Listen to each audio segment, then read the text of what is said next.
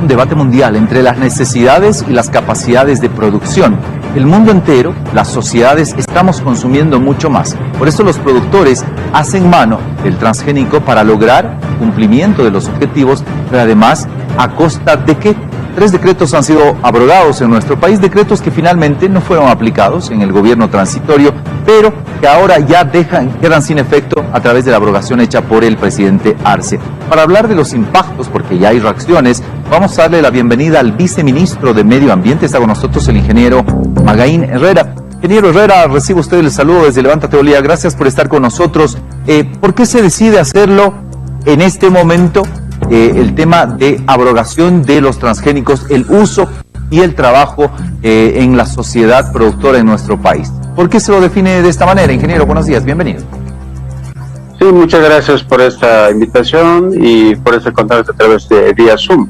Yo creo que primero que nada hay que ver la parte legal, porque toda actividad transgénica, genética, están también reguladas.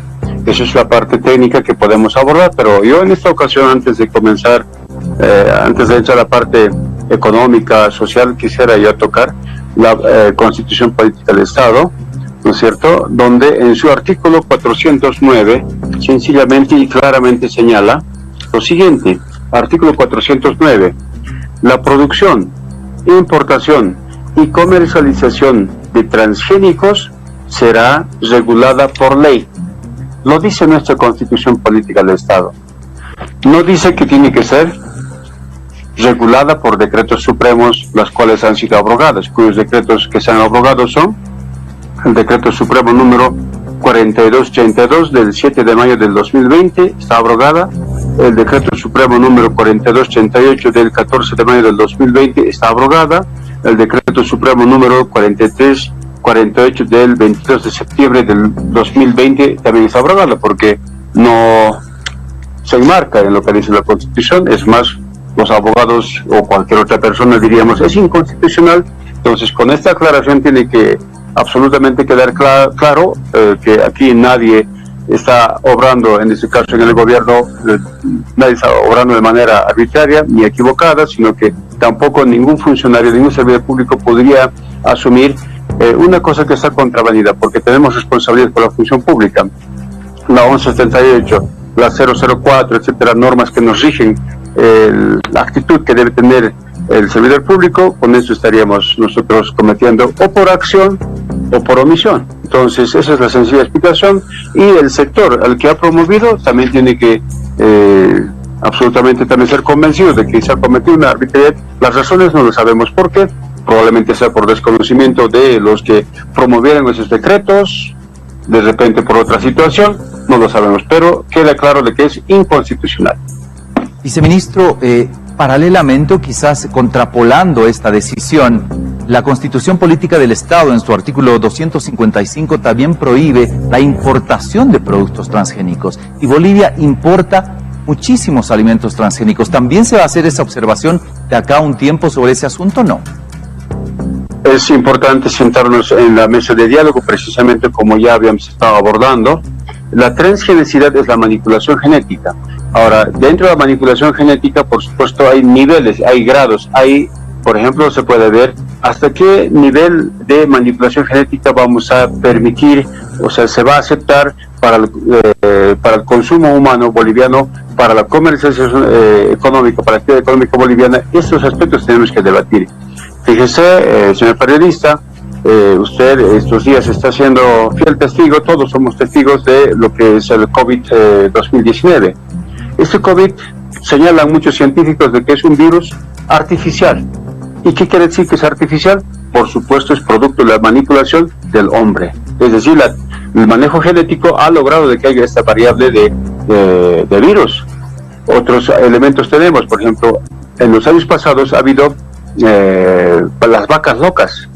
Las vacas locas, por ejemplo, que morían de repente las vacas, y estos estaban igual producidos por una mutación genética, producto de que las propias vacas consumían alimentos derivados de los propios alimentos, porque la vaca es herbívoro, no es carnívoro, mucho menos es omnívoro, pero la humanidad ha forzado de que las vacas en establos tenían que consumir. Entonces, estas son las consecuencias. Por eso es que la genética tiene que ser regulada, tiene que tener un código, tiene que tener una ética, y los genetistas la saben, la sabemos, y en ese marco primeramente hay que discutir.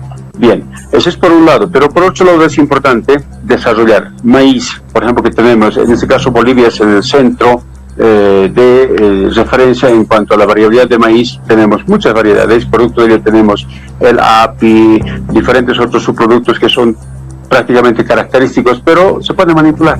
¿Queremos eso? Entonces debatamos, ¿no? Yo creo que mucha gente está con todavía con la mentalidad de aceptar transgénicos. Sí hay niveles de transgenesidad que se pueden aceptar.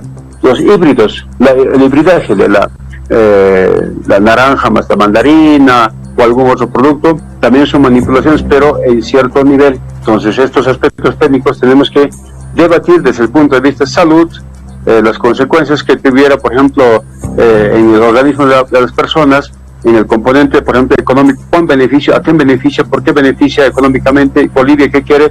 O sea, son varios elementos. Y si hacemos una revisión estadística, Estados Unidos es el mayor productor de transgenicidad y también es el mayor consumidor, pero las mismas estadísticas demuestran de que en Estados Unidos hay la alta tasa, los altos índices de obesidad, pero personas que tienen unos cuerpos, ¿no? Entonces, también las enfermedades, ahí están los mayores porcentajes, y todas las consecuencias simplemente quedan demostradas. Entonces, esos son los aspectos que tenemos que debatir. Ahora, como Bolivia, lo que nosotros hemos hecho es lo siguiente: hacer funcionar el Comité Nacional de Bioseguridad, que no estaba funcionando. Esos decretos que han sido abrogados no pasó a esa instancia para su discusión, para su revisión de la propuesta. Simplemente se decretó y ya salió.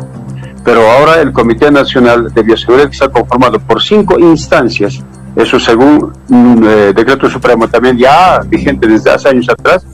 Lo conforman el Ministerio de Desarrollo Productivo y Economía Natural, Ministerio de Desarrollo Rural y Tierras, Ministerio de Medio Ambiente y Agua, la Cancillería, Ministerio de Salud, y también conforma este comité la CV, Comité Nacional, ¿cómo es?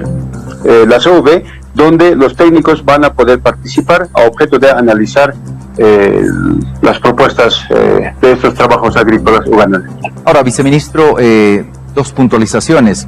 No me queda muy claro que tiene relación el coronavirus con los transgénicos o la manipulación genética. Eso no ha sido demostrado científicamente todavía, pero en todo caso la reacción que ya han tenido los productores de oleaginosas ante la abrogación de esta ley es oponerse, porque los compromisos adquiridos y las necesidades de consumo hace que se tengan que utilizar, por ejemplo, transgénicos para germicidas en la producción. ¿Eso se va a conversar con los productores? ¿Se los ha convocado a través de la cartera de Estado que usted también dirige?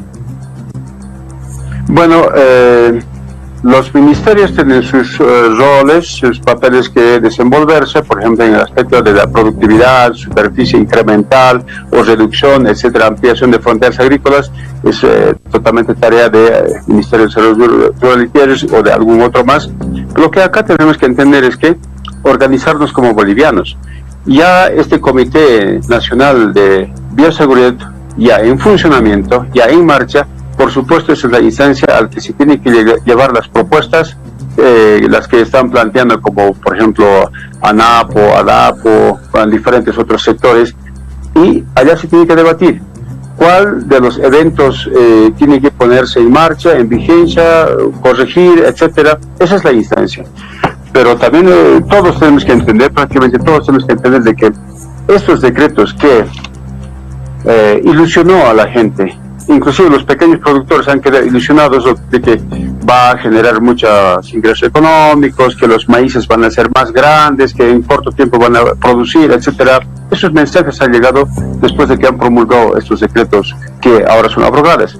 Pero fíjese que estos mismos decretos que están abrogados no han prestado su servicio, es decir, no ha sido usada para la producción de esos eventos, para la prueba, para la actividad de esos eventos que acaba de señalar usted. Entonces, como que no tuvo utilidad.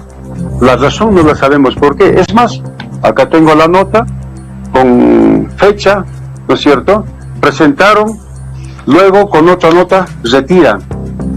Entonces, eso por supuesto nos preocupa, pero el gobierno boliviano, el gobierno central, está absolutamente predispuesto para poder avanzar. Es más, es una tarea, es una obligación nuestra para avanzar, instalando mesas técnicas, de tal modo que nos pongamos de acuerdo en qué variedades, en qué especies vegetales vamos a trabajar, animales también, y eso es simplemente tarea conjunta entre el productor, el gobierno y prácticamente el consumidor. Por eso está el Ministerio de Salud, seguramente nos van a también dar algunas guías.